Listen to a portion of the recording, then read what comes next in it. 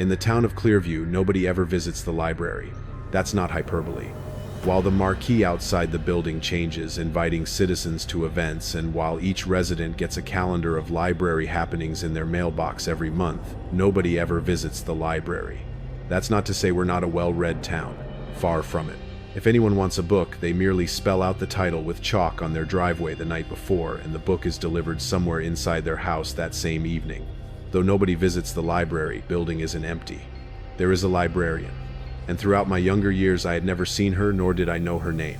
All I knew was the old gray Lincoln that sat in the first spot of the library parking lot, and never moved. And that was the way things were in Clearview. Until one summer, my junior year of high school, things changed. I distinctly remember the first July the library mailer did not come. And though I spelled out book after book in chalk on my driveway, and scoured my home, the pantry, the dining room cupboards, even inside the toilet tank, the books never came. And finally, most concerning of all, the old gray Lincoln was nowhere to be found in the library parking lot. That summer was also the year I had my first real girlfriend. Her name was Beth. She had long brown hair that flowed nearly to her waist and brown eyes that sparkled above her freckled cheeks. She was beautiful. She was fun. The sort of fun that got one into trouble. She and I would talk on the phone until the late hours of the night. And I cherished all the little notes she gave me with her signature heart in the top right corner. One late July afternoon, we were walking through town when she stopped in front of the library. "Hey, Elliot," she said. "I bet the librarian kicked it. We should go check the place out." I thought she was kidding, so I played along. "Haha, yeah. I don't value my life or anything." "I'm serious," she said. "If there's no librarian, there's no danger. That building's not going to hurt us." "Okay, Beth, there's no way I'm going in there." I said that, but I was also a teenage boy and very much in love. And Beth knew that. "Come on, it's just an empty building. It's a perfect place to make out." She smirked when she saw my face. She knew she had me. And while I protested a bit more, it wasn't long before we were walking across the library parking lot to the front door. "Come on, Beth," I stammered. "Let's not do," but she swung the door open and stepped inside. She beckoned me from inside the library. "Come on, Elliot, I can't make out with myself," she shouted through the glass. I took a deep breath and walked inside. It looked mundane. Flyers for the summer reading program spangled the painted cinder block walls, while bright fluorescent lights bathed the rows of shelves in normalcy. Beth grabbed my hand and led me deeper into the library. "See," she said, looking around. "Nothing to worry about." She stopped halfway down one of the aisles and grabbed my face, thrusting her lips onto mine. And for a brief moment, my concern about being in the library faded under a different sort of urgency. We kissed passionately for a minute or so, until Beth pulled away from my lips and kissed her way over to my right ear. When she got there, she whispered, "There's no friend like a good book." I laughed and kissed her again. But she pulled away quicker this time, now speaking into my other ear. "Open a book, and a book opens you." Something in her voice sounded off. I tried to back up and get a look at her face, but she was holding my head in place with unnatural strength. "Beth," I shouted. "Are you okay?" Beth gripped the hair on the back of my head and threw me down between the two shelves of books. "Shh," she hissed. "This is a library." Now I could see her. Her face was pale, her eyes sallow. The hair that was just seconds ago vibrant and flowing hung matted down her brow. Now she said in an eerily pleasant voice, "What can I assist you with today?" What I stammered. "Are you looking for a particular book?" I was torn between wanting to somehow help Beth and wanting to be anywhere else. But the latter won out, and I sprinted for the door. "No running in the library," Beth said sternly. The next instant, two pinkish, fleshy tendrils burst through the floor and wrapped around my waist. I struggled to escape, but they held me effortlessly. Beth strode over to me and pushed her face up to mine. The girl I loved was still discernible beneath the gruesome transformation, but just barely. She smelled of pencil shavings. "If you're not looking for anything in particular, you should enroll in our summer reading program." The tendrils carried me off to a nearby table and plopped me into a chair. I was unsure if they were holding me down anymore, or if I was just frozen in terror. "Start with this one," she said, placing what only vaguely resembled a book on the table in front of me. It's been a popular choice. It was alive, blood red and pulsing with thick purple veins. I stared at the thing in disgust. and just as I found the strength to stand, Beth's hand was on my shoulder fingernails, digging into my flesh, forcing me back into my seat. Participation is required to win a meal at Frank's Diner. I winced in pain as her grip tightened. With nothing else to do, I reached out and opened the book. The book was warm, its pages wet, and the dull pulsing resonated through my hand as I held it. Slowly, I peeled back the cover, a membrane tearing as I did. Suddenly, a sharp pain shot through my head. I recoiled and dropped the book, which lay open on the table. "A book opens you," Beth whispered, gazing at me. The fleshy pages of the book slowly shifted, taking on color and movement. Scenes from my life flashed across the pages of the book, one slowly fading into another. Beth stood over me watching. I couldn't rest my eyes from what was happening in front of me, but I felt her stare, her breath, and occasionally a low whimper of excitement. Time moved strangely.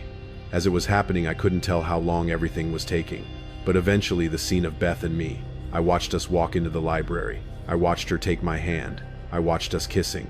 A sound behind me, a sob. I turned around and saw a pained look on Beth's face. More shockingly, it was more of Beth's face than what she had become. There were still traces of the librarian, but what I saw was my girlfriend's scared fighting. "Elliot," she grunted. "Run!" I scrambled to my feet and sprinted for the door, looking back long enough to see Beth shifting back to her tortured state. She said something as I scrambled through the door, but I couldn't make it out. I emerged from the library into the night and trudged home. My parents shot from the dining room table and ran over to wrap me in a hug.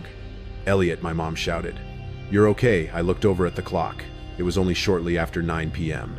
Why were they so worried? "What's wrong?" I asked. "I've not been gone that long," Elliot said, Dad, looking at me, concern in his eyes. "It's September."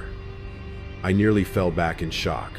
I told my parents what had happened, and I think their relief outweighed any desire to punish me for breaking such a simple rule. Perhaps I'd been punished enough. Two things of note happened shortly after. First, I got my certificate for a free meal at Frank's Diner in the mail that same week. Second, I ventured to request a book from the library just to see what would happen, and when it arrived, it had Beth's signature heart on the top right corner of the first page. I missed Beth, but that wasn't the last time I would see her.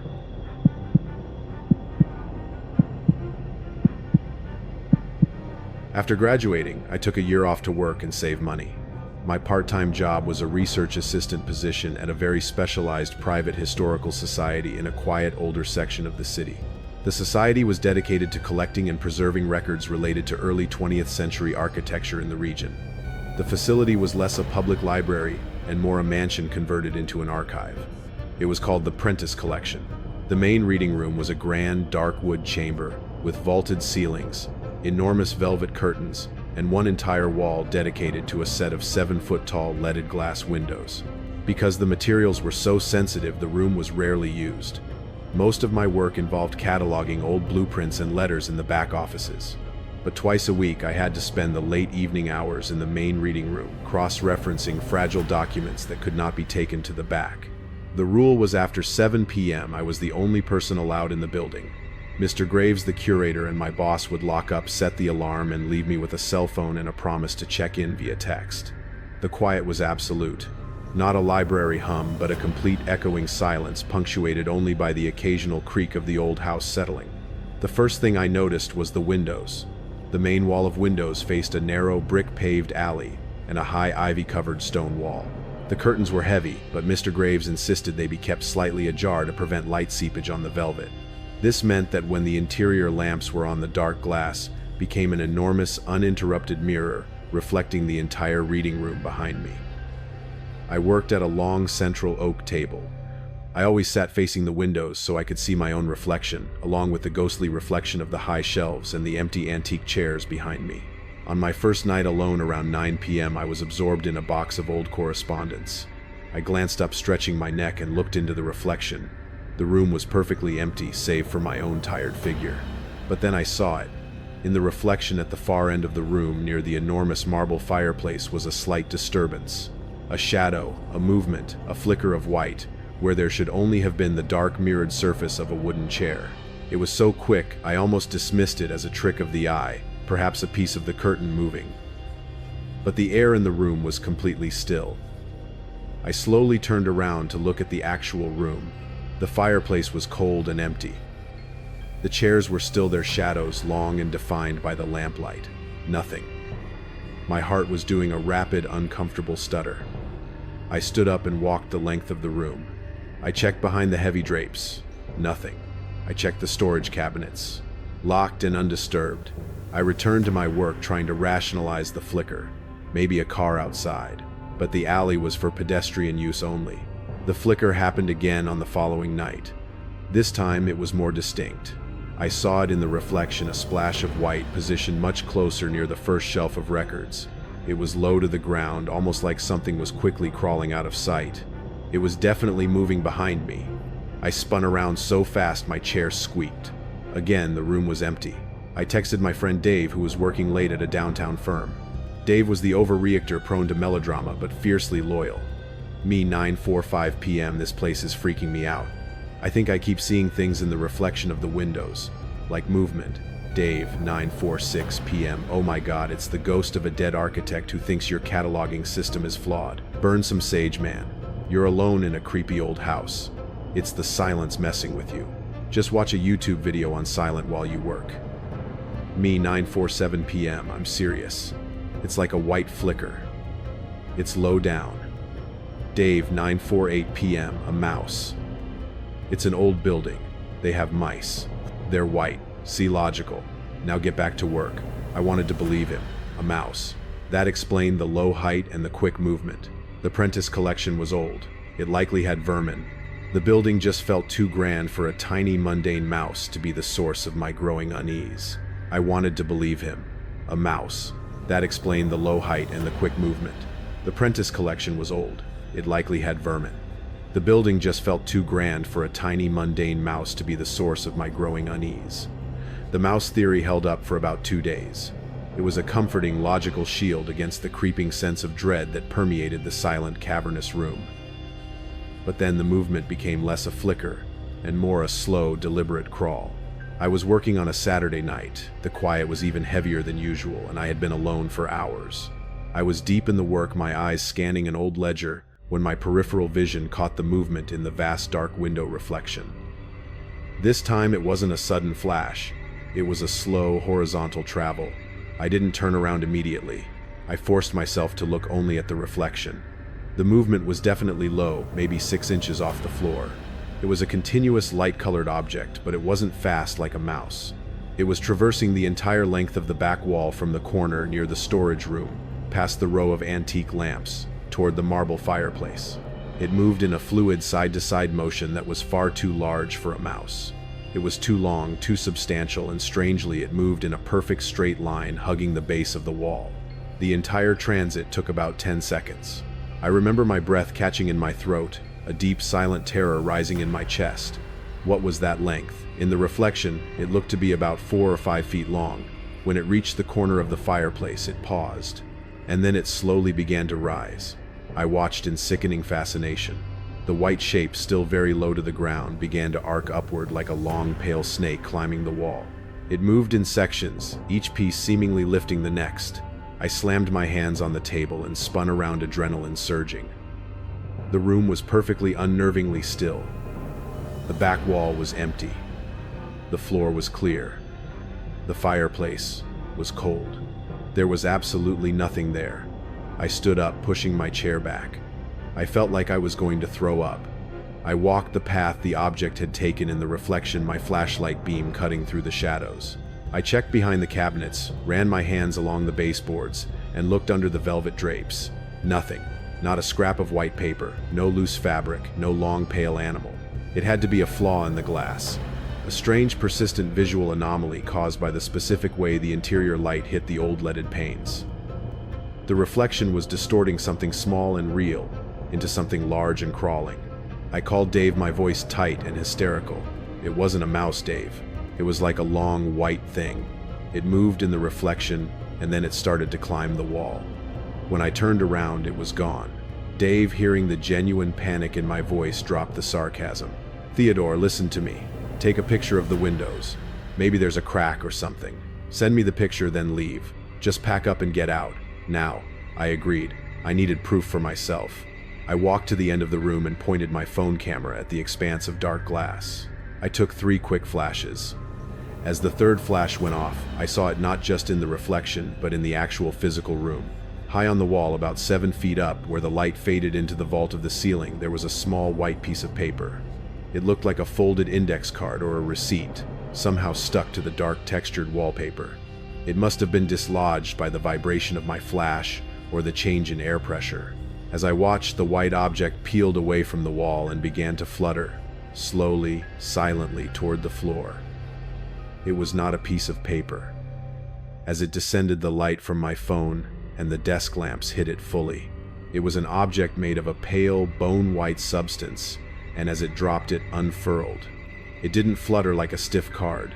It descended in a loose, segmented spiral, light and brittle, and it was not a complete object. It was a long, thin shed skin. It was the skin of a creature. Pale white, almost translucent, and segmented with small, ridged protrusions. It was at least 4 feet long. It looked like the dried, empty husk of a snake or a massive pale insect, but far more complex and strangely geometric. It landed silently on the dark wood floor directly behind the main table where I had been sitting. The empty white husk looked like a line of bleached bone fragments. I let out a soundless scream, my phone slipping from my grasp. The camera was still open. I didn't dare move to pick it up. My eyes were fixed on the floor. My first frantic action was to find a weapon. I scrambled backward until I hit the nearest shelf, sending a cascade of leather-bound folios crashing to the floor. I grabbed the heaviest one, a giant 19th century volume on Gothic revival, and held it up, shaking. The husk lay still. I backed away slowly, never taking my eyes off the pale form on the ground until I reached the main door. My hand fumbled with the complex security bolt. I had to get out. I had to call Mr. Graves and the police. But as I looked from the door to the husk, I noticed a detail I had missed in my terror. The husk was not just segmented. It was made of a series of interlocking, carefully folded strips. And near the head end, where the first segment lay, there was a small, perfectly square indentation like a perforation. I slowly, cautiously walked back toward the table, my heart still trying to hammer its way out of my ribcage. I didn't get closer than 5 feet. I used my heavy book to nudge the side of the husk. It made a dry, brittle scratch sound. It wasn't animal skin, it was paper. Carefully, I nudged the head section again. It turned over.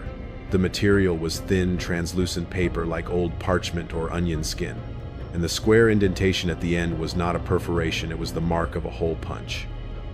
This long, segmented, unsettlingly geometric object was not the skin of a creature.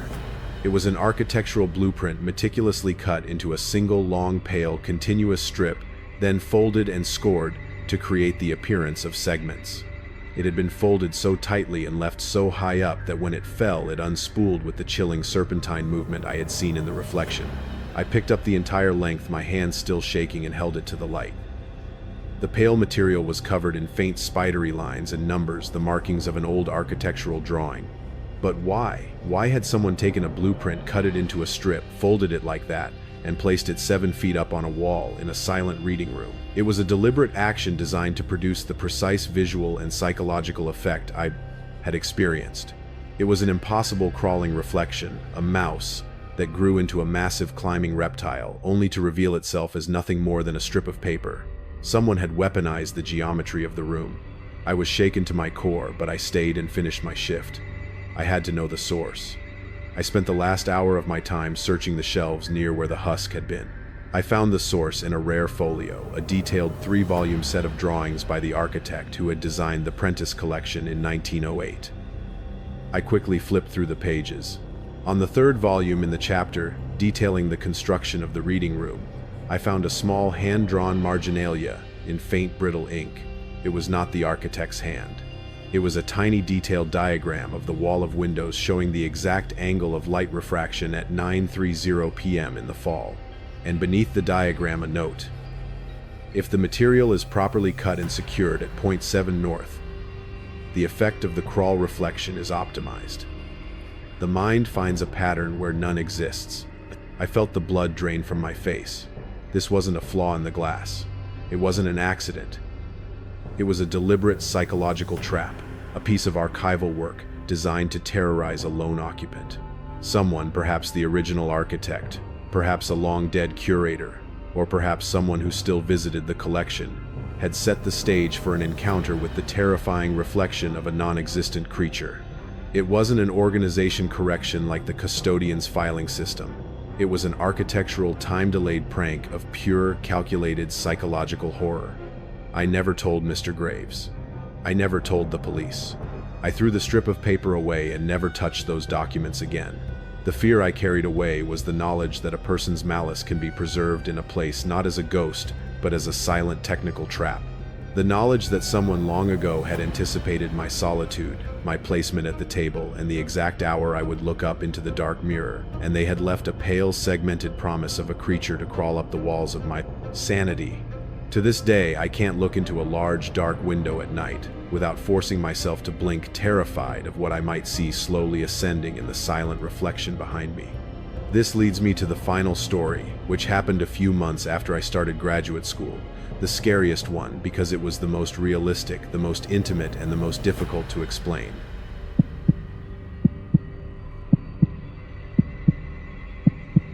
I had been accepted into a competitive graduate program in a completely new state. The campus was massive, modern, and high-tech, the antithesis of the dusty Prentice collection. My apartment was small, and the on-campus library was my second home. I had a new routine and a new study partner, Liam. Liam was the calm thinker, never panicked, always quiet, and saw everything as a logical problem to be solved. We often studied in the library's 24-hour study wing, a glassed-in open-plan area filled with tables and whiteboards. We'd pick the same large table in the back corner every night, right against a wall of bookshelves, giving us a sense of privacy.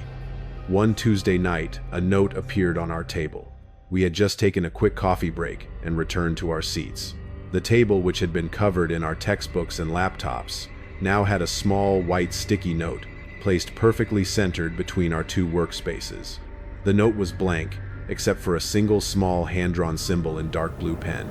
It was a neat small drawing of a triangle with a circle inside it. Liam picked it up, squinted, and shrugged. Lost and found, maybe. Probably belongs to the table before us. Some engineering fraternity symbol. He was already peeling it off to throw it away. "Wait," I said, putting my hand out. "It's on our table. No one else was here. Our stuff was all over it, so someone dropped it while walking by." I kept the note. It felt deliberate. The symbol was so simple, so clean. It looked almost official, yet completely anonymous. The next night, the note was back. We had cleared the table completely before leaving, making sure only our laptops and books were there when we returned. Yet exactly where it had been the night before, resting on the smooth white surface of the table, was a new, fresh, sticky note. Same size, same dark blue pen, same triangle with a circle inside it. This time Liam frowned. He looked around the study area, which was maybe half full. "Okay, that's weird. This is the exact same pen, I think. A specific shade of navy. Someone is messing with us." "But why?" I whispered. "Why this symbol? Why here? They're not trying to steal. They're not asking for help. They're just leaving a calling card." Liam mused, ever the pragmatist. "Maybe it's a social experiment. Let's ignore it." We ignored it. We threw the second note away and kept studying. The next day, we came back to find not one, but 3 notes. They were spread out in a perfect, small arc on the table. Each note had the triangle and circle symbol. I felt a chill of familiar dread. This was a pattern. It felt organized and intentional. This wasn't a prank. It was an initiation into a game I didn't want to play. I took the notes home. I spent 2 hours searching the internet for the symbol, geometric cults, occult signs, fraternity logos, architectural markings. Nothing matched the specific simple iteration on the sticky note. The day after the 3 notes appeared, the symbol changed. We sat down at our table. There was only one sticky note this time. The blue triangle and circle was gone. In its place, in the same dark blue pen, was a new drawing. A neat, precise drawing of our study table, seen from a high angle with 2 small X's drawn over the 2 seats where we always sat. Beneath the drawing, written in a cramped, tiny hand, was a single word: occupied. My blood ran cold. This wasn't random. This wasn't an anonymous symbol. This was a targeted message that confirmed the observer knew exactly who we were and where we sat. Liam, looking over my shoulder, stiffened. He pointed to the note. "Wait, look at the drawing of the table. See the white square on the top right?" I looked closer.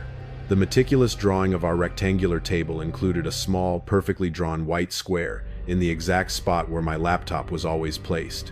"And look at the small black rectangle near the bottom," he continued, pointing near the bottom left. "That's exactly where my external hard drive is." The drawing wasn't just a table. It was our table detailed with the specific placement of our objects. The drawer wasn't finished. "They watched us," I whispered. "They didn't just walk by. They sat somewhere and studied us." Liam's eyes, usually calm and analytical, were wide with disbelief. "This is too much. This has to be an elaborate joke by someone we know. It's too specific." But the chilling specificity didn't feel like a joke. It felt like a clinical observation. I looked up and scanned the room, desperately trying to find the one face that looked back with too much interest. The room was full of students, heads down, fingers, typing. The anonymity was absolute. We decided to move. We packed up our things and moved to a different table, 3 rows away, facing the opposite direction. We sat down, pulling out our books, feeling a desperate temporary relief. Not 5 minutes later, a young woman, a student we recognized as a regular, walked up to our new table. She paused, gave us a nervous, apologetic look, and reached down. She didn't say a word. She picked up a small white sticky note that had been placed on the table before we even sat down. The note had the triangle and circle symbol on it. She didn't hand it to us. She just picked it up, turned, and walked back to her original seat a few rows over. She had been tasked to deliver a note to the table, not to us. The message wasn't addressed to a person, but to a location. I felt a cold, hard knot form in my stomach. The custodian from my first story had been an enforcer of his order. This person was trying to establish a new order, one based on occupied space. The silent notes continued almost daily. The observer had abandoned the occupied drawing and returned to the simple, haunting symbol, the triangle with the circle inside. But now the notes had migrated. They weren't on our table anymore.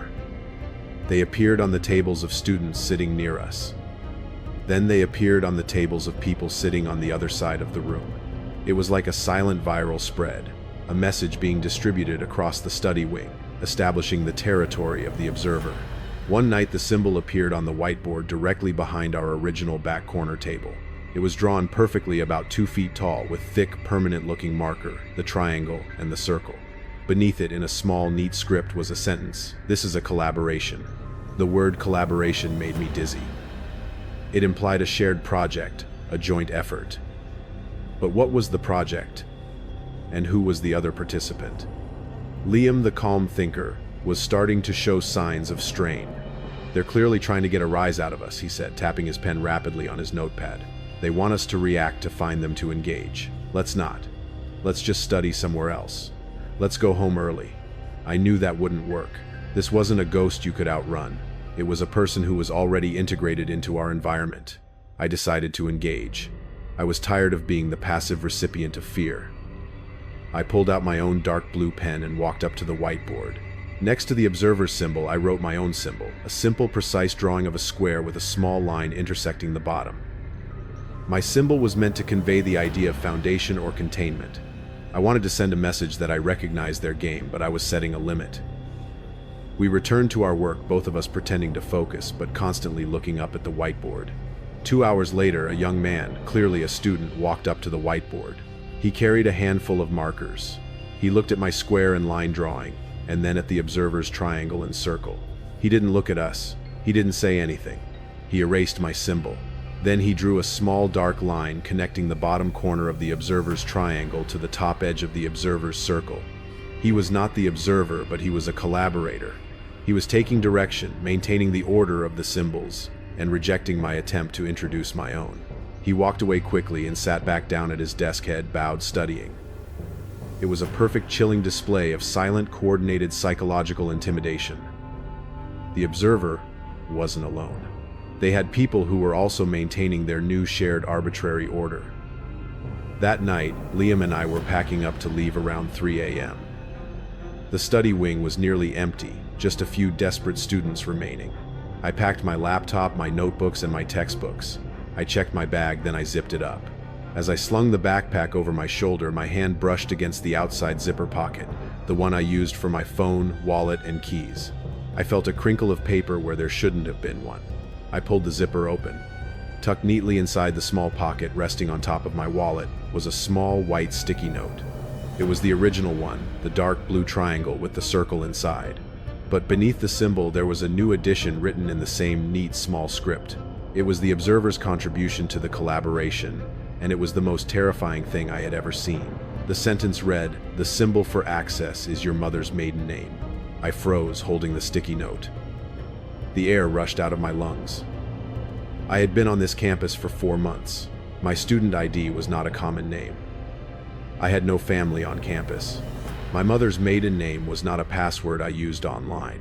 It was a detail so specific, so deeply private that only an in-depth invasive search of my university records, financial information, or personal documents could have revealed it.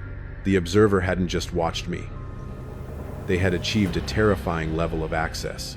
The symbols, the notes, the quiet corrections, it was all a distraction, a performance of order to hide the real violation, the complete quiet, systematic dismantling of my privacy. Liam, seeing the color drain from my face, leaned over. He read the note. His calmness finally shattered. "Levi, we have to go to the police. Now. This is a threat." I was already moving. We rushed out of the study wing, past the empty main lobby, and out into the pre-dawn cold. I felt the sticky note burning in my hand. We went to campus security again. We filed a report that went nowhere. The name wasn't a threat of violence. It was just a note. The symbol was just a drawing. There was no forced entry, no theft. I changed my study spot. I changed my passwords. I didn't tell a soul my mother's maiden name. I never sat in that corner again. But the fear never left. It wasn't the fear of a ghost or a monster. It was the cold, persistent horror that somewhere on a bustling, anonymous university campus, a quiet, meticulous person, perhaps the student who erased my symbol, perhaps the woman who delivered the note, or perhaps the observer themselves, had dedicated weeks to a collaboration that required the total, absolute violation of my personal information. The collaboration wasn't about a shared project. It was about shared knowledge, and the goal was to make me realize that in a world of absolute anonymity, all the deepest, most personal facts of my life had been cataloged, filed, and accessed. The library was no longer a place of quiet solitude. It was an organizational system where the quietest people held the most terrifying authority, and I was just another entry permanently filed and always accessible, waiting for the next collaborator to find my location. The very last time I saw the symbol was 3 years later in a completely different city. I was at a convention walking through a massive exhibition hall when I looked down at the concrete floor. Someone with a piece of dark chalk had drawn a small, neat triangle with a circle inside it on the floor, directly where I was about to step. It was small enough that only I would notice it. I didn't stop. I walked over it and kept walking, trying to tell myself it was just a coincidence, just a random drawing, just an anonymous symbol. But deep down I knew that wherever I went, someone had established the new order, and I was perpetually and permanently occupied.